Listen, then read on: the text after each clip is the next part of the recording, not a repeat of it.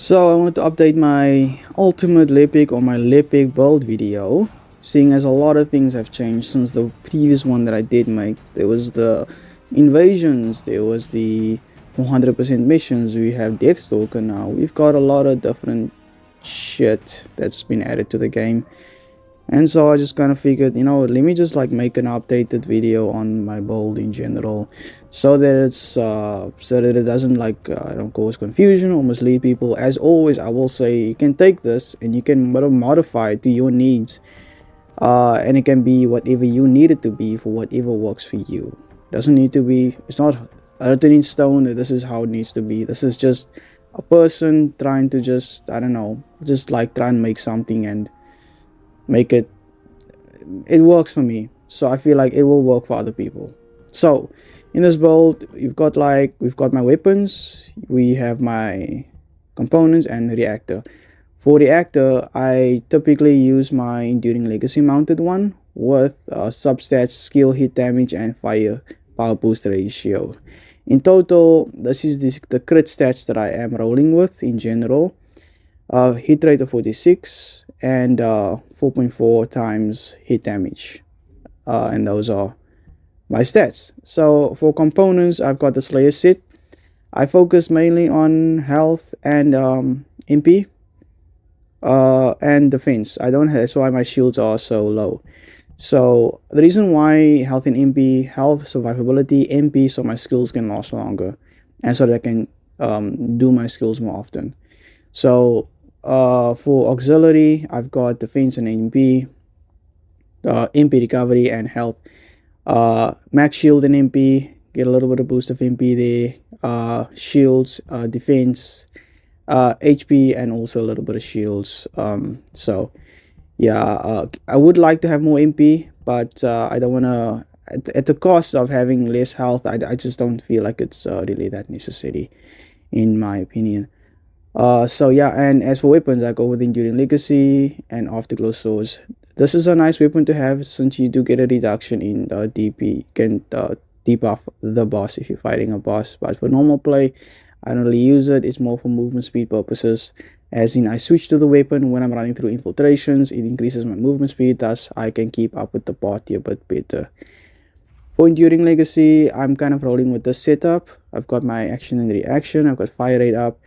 I've got weak point hit, I've got enforcement here, reinforcement of my rifling, expanding my weapon charge, which is the big one because this works well with a sharp precision shot, because what sharp precision shot does is it decreases your fire rate by a lot, but the more you shoot, the faster your fire rate goes up. You'll end up with more firearm and more fire rate at the end of your shots.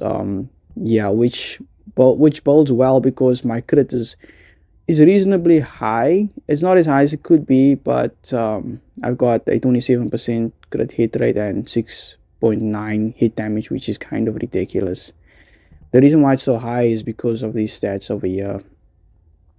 Yeah, I have 38% increase in my crit damage during legacy, and then I've got even more crit damage being increased by this. How, I definitely am considering of using, instead of that, where is it, aging shot, right? Because then I could just technically I can switch it out for aging shot instead, which would mean that my crit hit, my crit damage goes down a lot and my hit rate goes up a little bit more. But I don't like, why did I go out? I don't like this number. I don't like that it's so low. So I'm just gonna use concentration priority because I like the way that looks. So however, I mean, you can do however you want. I mean, you can even use inside focus, right? It'll have a nice split between hit rate and damage, making it so that you're doing damage on both sides.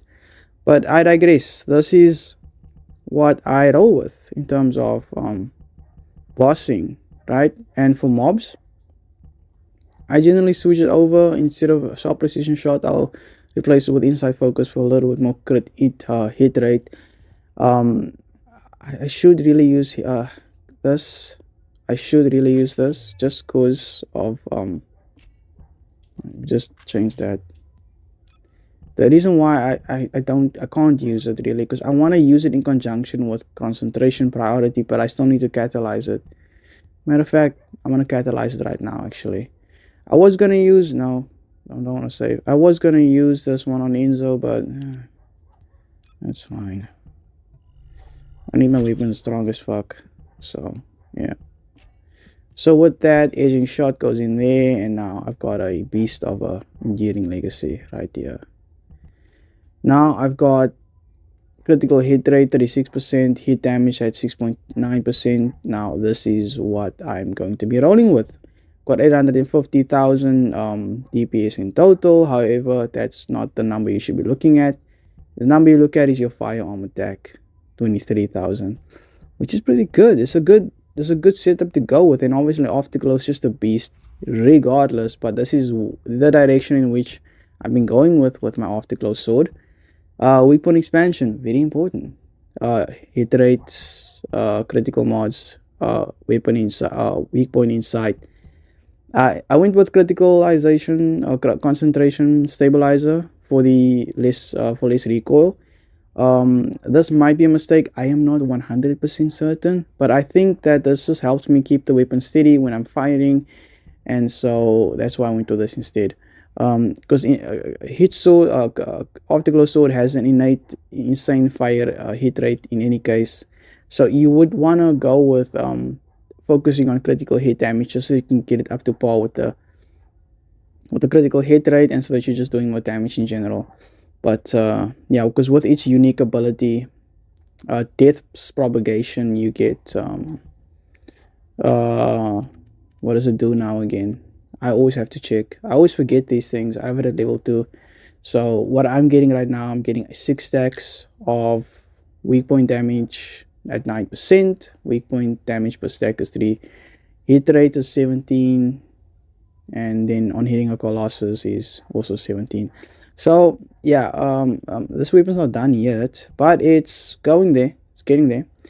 Anyway, so at first glance, that's my setup, my surface setup, I would say, with regards to my reactor components and my weapons. Now for the juicy bits, which are my mods, my descendant modules. So in the last build video, I was talking about I think I said I talked about having increased efficiency instead of explosive stacks. Instead of that, I had increased efficiency, and yeah, that has changed a lot, mainly because of the 400% missions and the disrupt missions as well.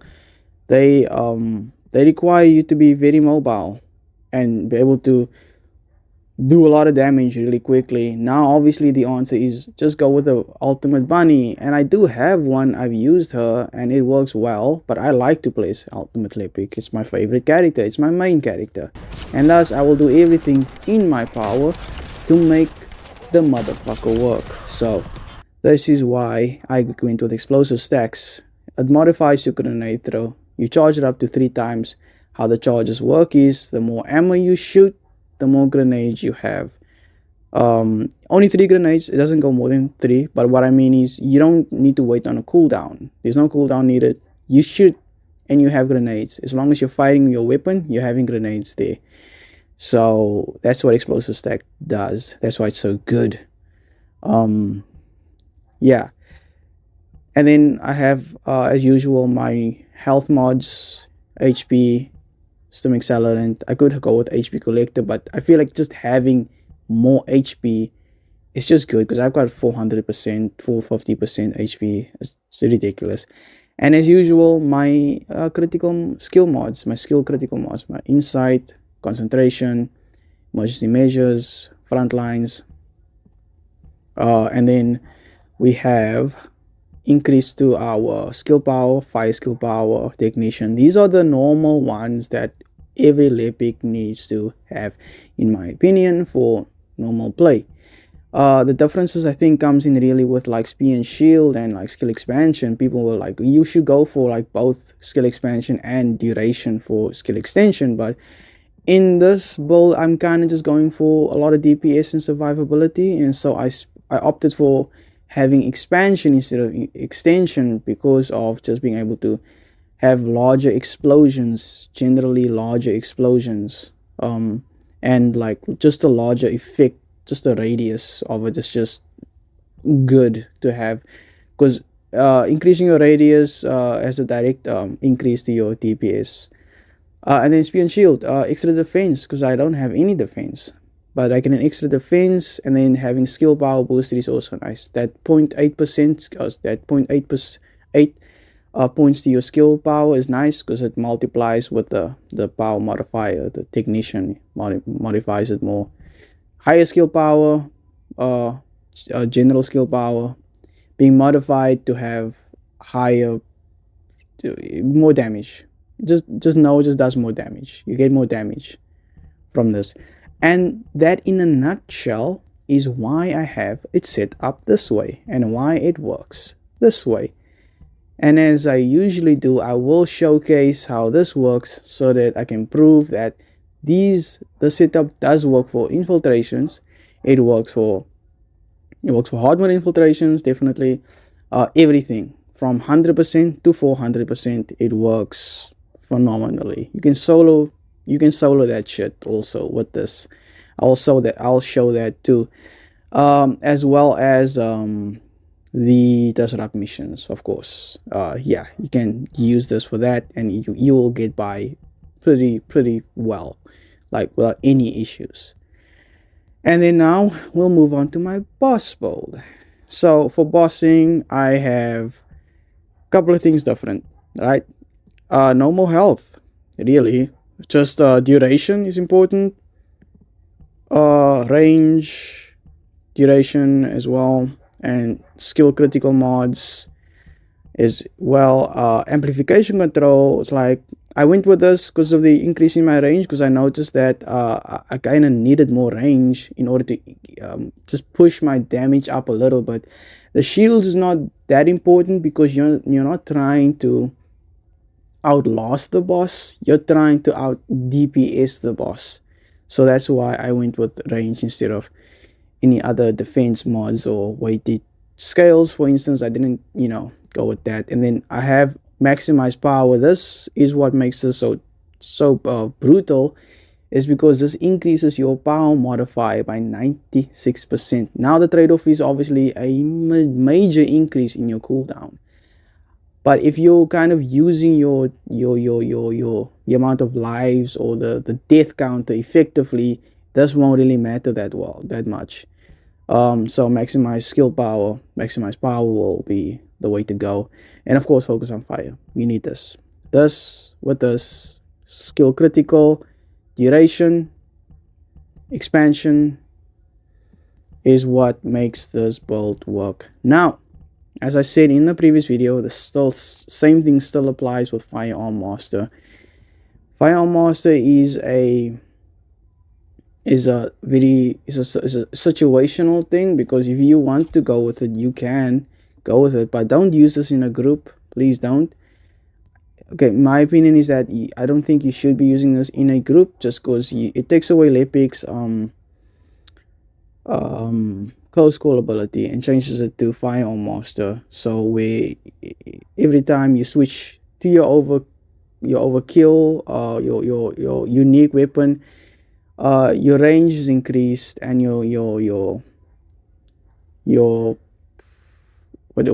upon changing weapons, you can change mastery, which increases your skill power, and skill range is increased as well.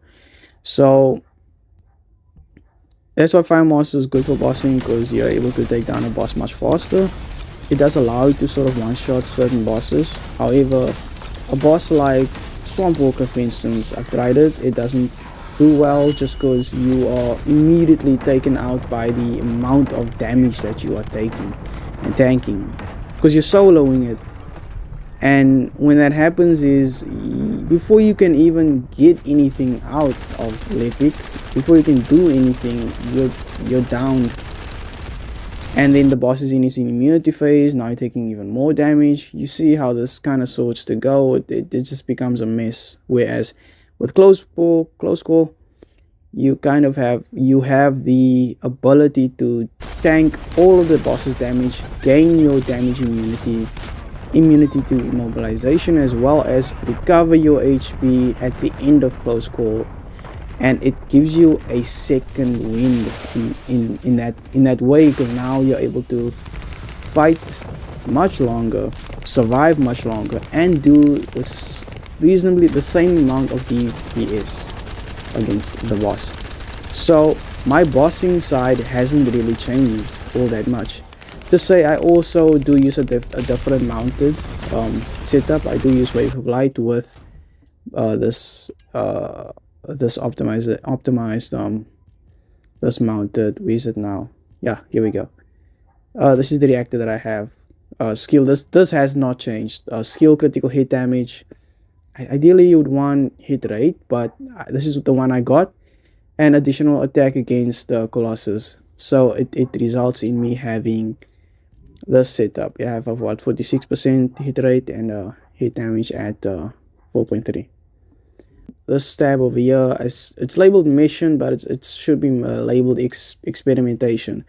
See, this setup right here is the setup that I use to go after Molten Fortress, because with taking into account in everything that I have just said now, with everything that I've said, is that the bossing build that I have set up will take you from Executioner all the way to Obstructor, and then Frostwalker, provided you have the correct team, because Frostwalker is a little bit more nuanced. You need to make sure that the boss is down before you release Hell, and that's how you fight that. And then everything starts to change when you go to Molten Fortress, Gluttony, and then Deathstalker. Now you need to be very specific. You need to pay attention to this little table over here. You need to make sure that you're meeting all of these, as well as the DPS checks. You need to, otherwise you're just going to be a burden on the entire team. You're just going to be just a problem for everyone, and you don't want to be a problem. You just want to be a good teammate. You want to be a good player. That's what I'm trying to say. And anyway, I have shown how I will showcase how I fight Molten Fortress with this, but this is how I go about fighting these bosses. The main things that I focus on is having HP, having shields, having defense, basically having a ton of survivability, meeting all of the resistances that is required of me for the battle. I pay no mind to any of the skills. I'm not going to be using overkill. I am not going to be using traction grenade. I'm only using power unit change for this. What power unit change does is it changes Lepic's overclocking ability from overclock to power unit change, where instead of burn, it makes it so that you are doing more damage with your weapons. So how it works is you hit your second ability, you throw a grenade, and you start firing. It increases your firearm attack by a considerable amount. It works. I've tested it. It's just great to have. Now, if you don't have it, you don't fret, as long as you're able to have your weapons where you need them to be. Like, Enduring Legacy just is the go-to weapon. It's the GOAT of weapons, I would say. Yeah, so that's what I use. Weighted scales for extra shield, increased shield defense. What can I say? Oh yes, heat release is a really amazing module, because you get a burn immunity and fire resistance up to 29%. And just to show you what my stats look like this with this setup, I've got 17k health. Let me just go into this. I've got 17k health, 4000 max shields, defense is 40k, fire resistances is 14,000, which I can change and I can increase with different components. For instance, I can, instead of the Slayer set, I don't need to worry about a set bonus anymore. I can now opt for just having pure raw survivability, and what that means is looking for an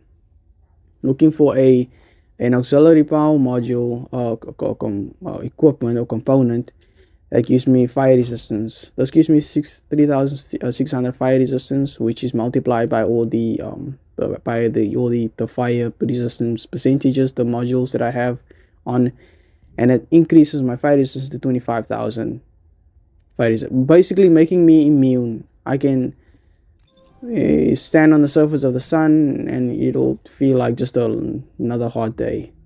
So this is what this is supposed to look like, and I will showcase this build, show how the survivability works, show how efficient it is in fighting it. And yeah, that's about it for me.